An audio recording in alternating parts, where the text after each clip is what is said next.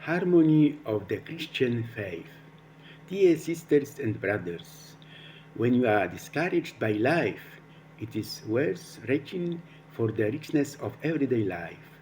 This day we remember Bronowicewicz and Stanisław Wyspiański, who died in Krakow on November 28, 1907, at the age of only 38. A brilliant artist. As Lucian Riedl's witness, he attended a wedding in Bronowice and later created The Wedding. Very beautiful novel. Stanisław Wyspiański is the author of exquisite self-portraits, landscapes, portraits of children, and stained glass window designs. He is a great visionary. I see my theater as immense.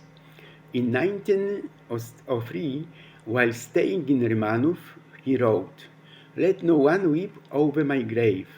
Let the rain come to my funeral, and let the wind howl." Religion is not truly a crutch. It is a cross. It is not an escape. It is a burden. Not an escape, but a response. We are talking here about the religion with clothes, about the wind that demands sacrifice and submission. One leans on the crutch, but the cross rests on it. One must be a hero to accept the cross, as Archbishop Fulton Sheen has already observed, as empty chambers of names accompanies our daily lives. I entered the homes of the powerful, the walls towering high like stone citadels. On the gates were carved titles that gleamed in the sun, and each doorway gleamed like a temple built to the self. I saw names robed in gold, and I wondered if greatness dwelt within them or merely the echo of its absence. I passed through chambers illuminated by light that twinkled like distant stars. Yet no ray warmed the soul. The voices that filled the air were as bright as brass and as quick as arrows. Yet they carried no truth, only the claim of achievement devoid of the aroma of meaning. Faces were smooth as marble, flawless as the sculptures of ancient kings, but the eyes spoke not. They were windows closed against the winds of emotion.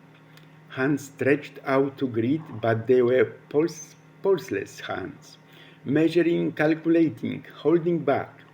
And my heart longed for a man whose spirit was greater than his name, whose breath expressed kindness more than commands, whose words was shaped not by crowns or coins, but by the silent glow of a compassionate gaze. And yet, wherever I turned, I saw only names walking without bodies and bodies walking without souls. I saw honor wearing the garments of emptiness and power clothed in the robe of neglect. There was rank but no humility. There was influence but no understanding. There was speech but no voice from the heart. Then my spirit grew restless and whispered to me, "A name is armor forged to conceal an inner trembling. Its status is a thick veil spread over the nakedness of truth.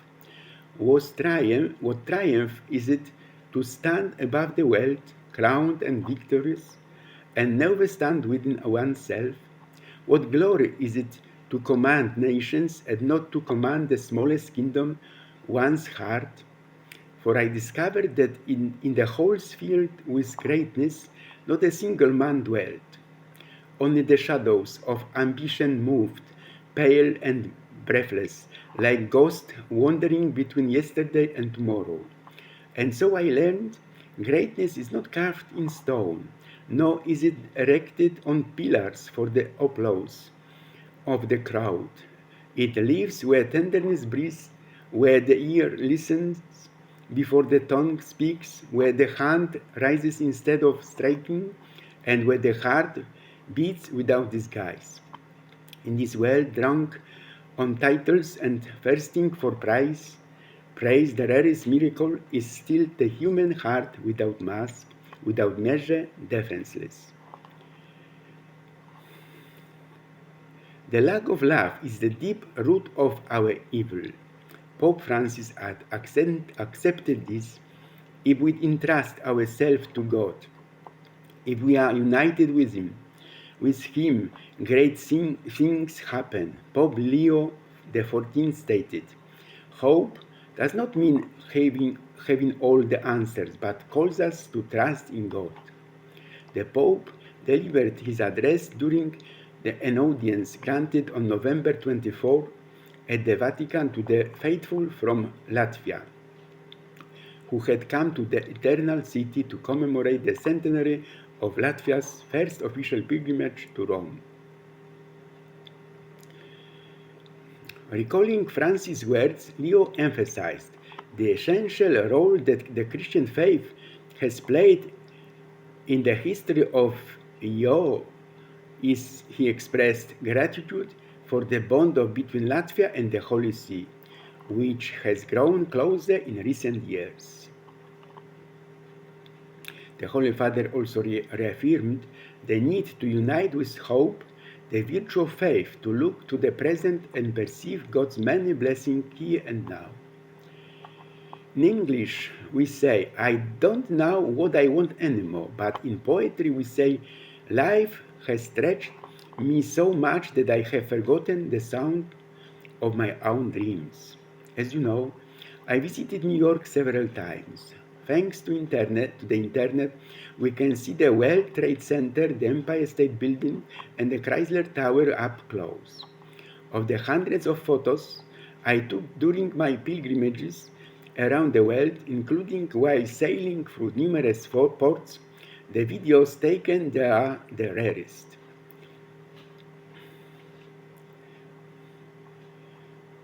Never postpone your love until tomorrow. The day might not shine if the clouds roll in.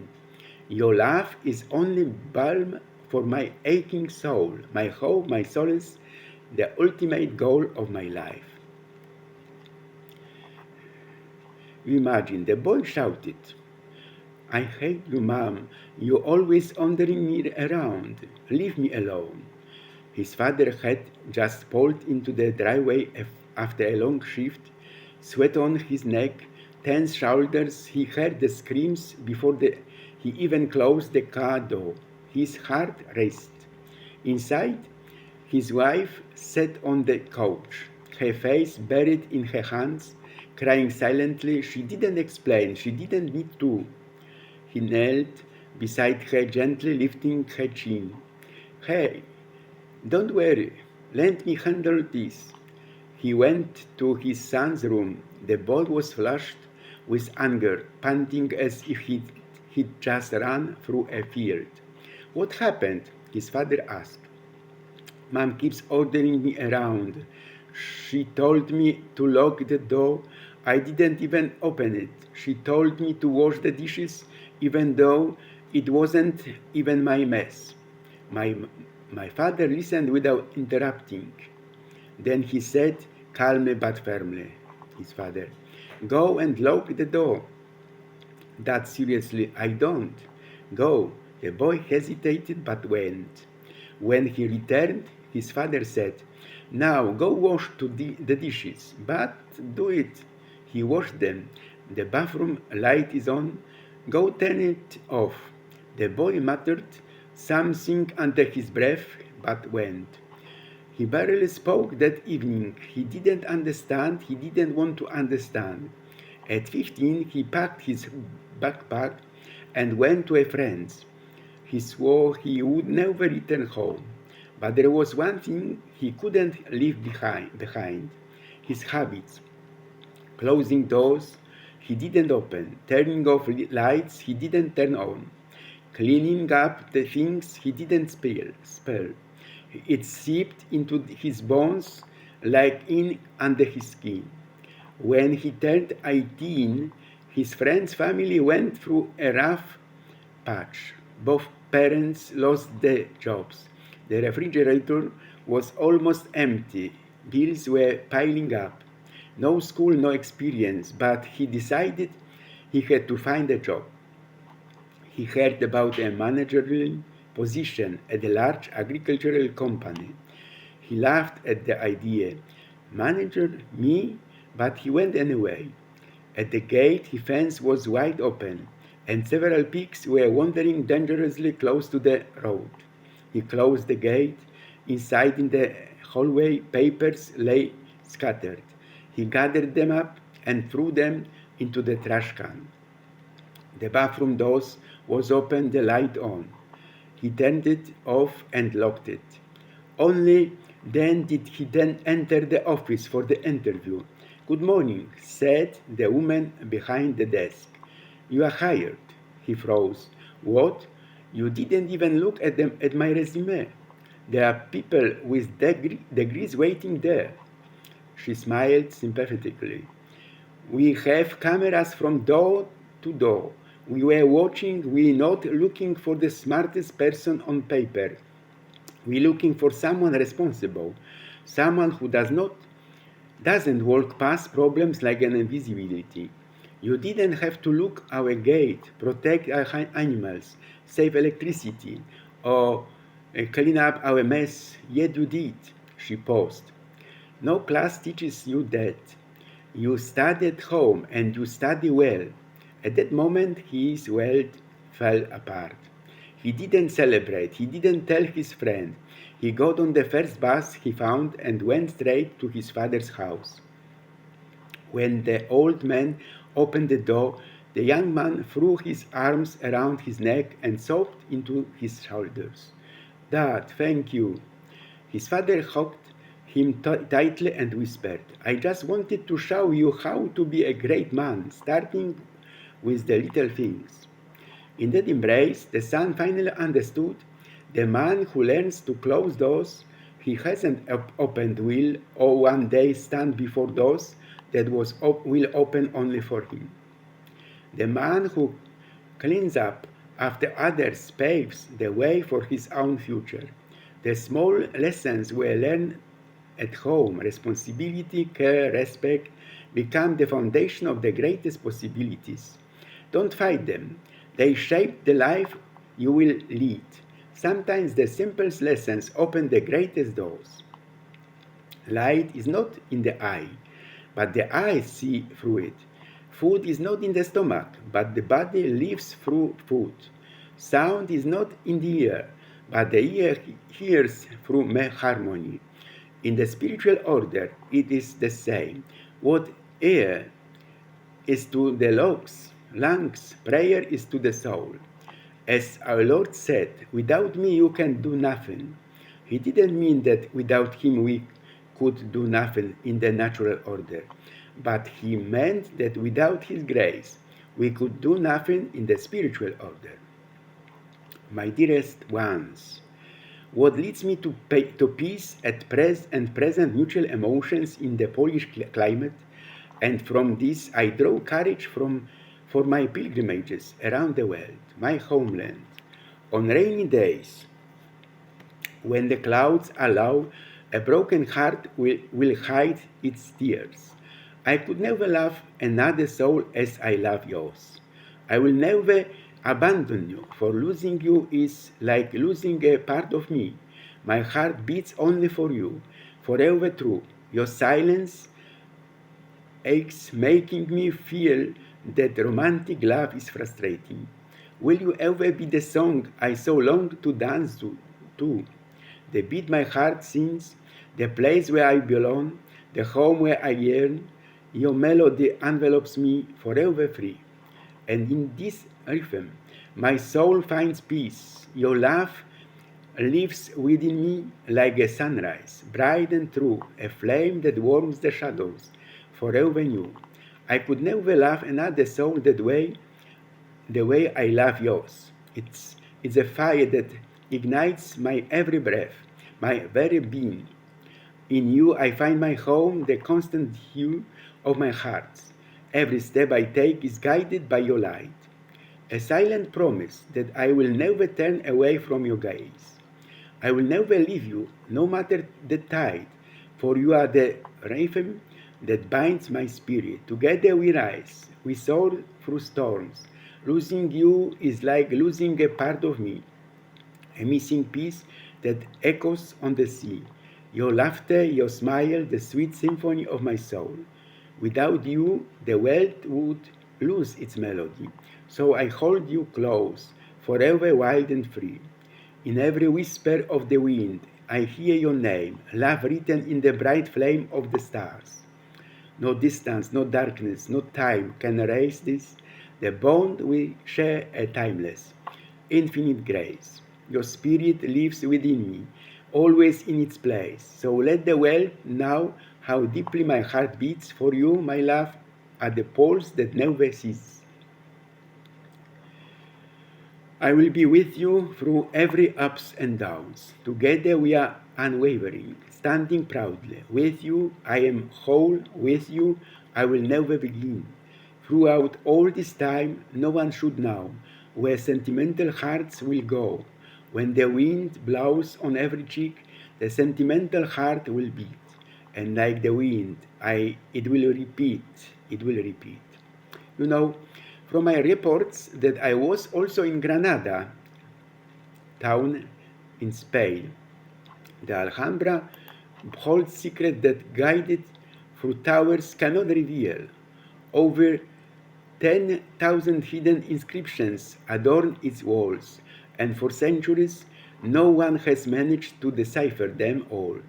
Only on 2020 did an international team complete the first digital catalog and discover that the most frequently repeated slogan is not a poetic verse, but a political slogan, only God triumphs, used in the propaganda of the Nasrid sultans. Its palaces seem perfect, but they are built of a surprising material. Rammed earth, 90% of the walls are made not of a marble or stone, but of rammed earth, a technique so precise that it allowed the construction of lightweight vaults capable of withstanding earthquakes for 7 centuries. Most astonishingly, the entire Alhambra operates like a massive hydraulic machine.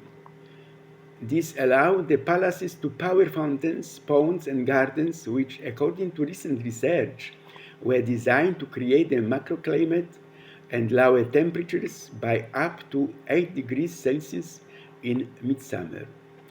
Dear readers, take a moment every day to reflect on how much you possess.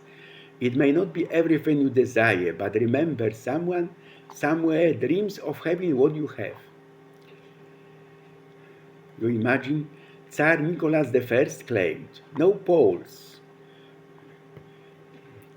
on 1831. I don't know if there will ever be a Poland. I'm only certain that there will be no Poles. The collapse of the November uprising in 1830 brought serious repercussions for the Polish lands. Autonomous, the Kingdom of Poland was dissolved. Russian control over Polish affairs in seas increased, and further Russification programs were implemented. In France, the collapse of the November uprising brought another famous Polish epithet. There is peace in Warsaw. Lord reign a Varsovie, said Horace Sebastiani, the French Minister of Foreign Affairs, after the brutal suppression of the uprising by Russian troops. Poland has it all. A gentle touch, a gentle breeze, lips meet, hearts entwined in sweet release. The world around, a distant home, like love's first kiss, eternity begins. In that sweet moment, time stops. Two souls unite. Their loves is fulfilled. A spark ignites, a flame so bright, illuminating the paths on this night full of love. A surge of emotions, a heart's delight, a symphony of love's sweet, sweet light. The world awakens in all its color, like love's first kiss, forever transpiring. In this moment, fears and doubts fade, like the pure magic of love. Their hearts are made the nurture to hold, to love, and to adore. In arms forever. Love's first kiss, a memory to hold. A precious moment, a heart that leaps. A sweet and beautiful, unforgettable kiss. Love that is pure and eternal bliss. The world burns not only in forests and cities, but also in hearts and institutions. These flames, through metaphorical, consume everything in their path, including our sense of shared humanity. The question before us is urgent and profound. We'll allow the fires of fear, division, and indifference to rob us of what makes us human. We'll dare to stand in the ashes and resist the dissolution, to protect and rekindle the fragile threads that bind us. In a time when we are losing so much, we have resolved not to lose ourselves in the flames. Join us through shared reflection in our literature club to remember, achieve, and hold fast to our most sacred heritage, the ability to see ourselves in others.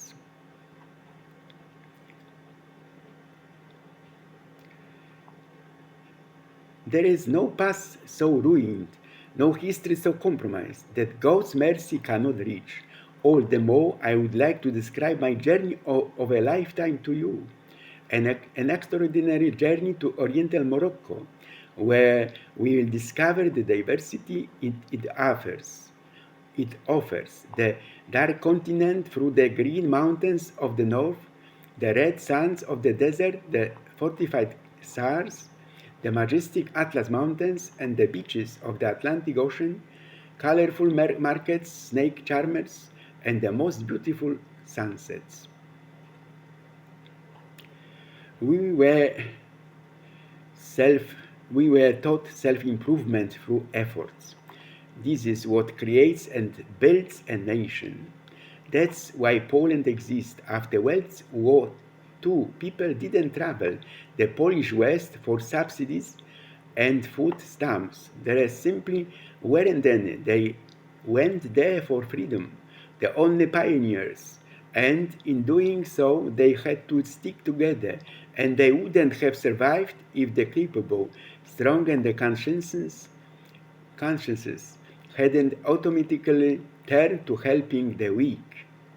You have life. Look again. This world isn't just a little treat for the eyes. It's more than bones. It's more than a delicate wrist with its personal pulse. It's more than the beating of a single heart. It's adoration. It's giving until giving becomes like receiving. You have life. Imagine that. You have this day, or maybe the next, or maybe yet another.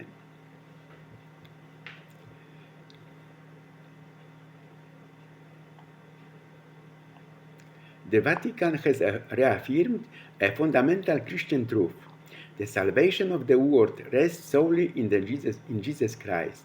In a recent decree, the Holy See effectively closed the door on theological debate surrounding titles like Co-Redemptrix for the Virgin Mary, stating that such titles can cause confusion and imbalance.